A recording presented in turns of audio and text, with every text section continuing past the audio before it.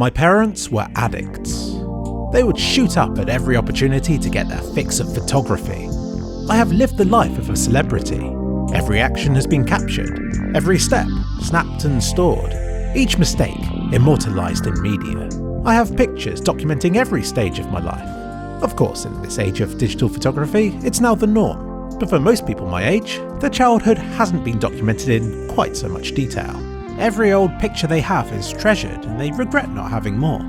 I'm in the opposite situation. I have so many pictures that I don't think any of them are special. I take it all for granted, and there are no burning holes in my past that can be left to my imagination. Don't get me wrong, a good collection is nice to have, but only in moderation. Since 2004, I have archived 55,000 pictures. 55,000! It's at that stage where it's no longer interesting. It's just really boring. As is the prospect of going through and cutting the albums down to size.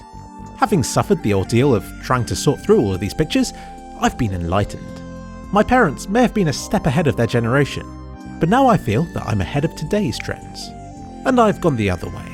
The only pictures I truly value are the ones where I wish I'd taken more. And I don't think that's a coincidence.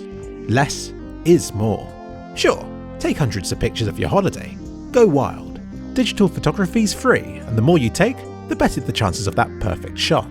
But when you get home, it's equally important to delete most of them. Take your time, cycle between different viewpoints and decide which is better. But then you must go ahead and delete as many as you can, even the ones that are pretty decent. Only the strongest must survive.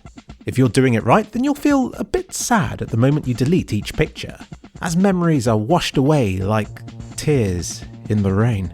But this sadness soon subsides, and I really wish I'd kept more. And I still don't think I'm as ruthless with the deletion as I can be. I think that if you can't be bothered to manually name each picture, then you shouldn't be allowed to keep them. I believe we take pictures and film, not just to capture what's in front of us, but to try and immortalise everything that was going on at that time in our lives. That invisible stuff, like anticipation or nostalgia. I think it does the opposite. Too many pictures ruin that feeling. Cut it down and leave some gaps for your imagination and memories to fill. A good album makes you want more. It leaves more to your imagination. For examples of bad ones, just go on Facebook and find that friend who posts 100 similar pictures in a row. This extends to videos as well. I've honed a rather aggressive editing style in my videos, almost always limited by the pace of my narration. I don't like videos where you can skip a bit and feel you haven't missed anything. If you're going to give me 5 minutes of your life, then I'm going to reward you with 5 minutes of finely edited, trimmed and lovingly spliced content. My parents' VHS archive from the 90s is a lost cause. I don't even bother going there.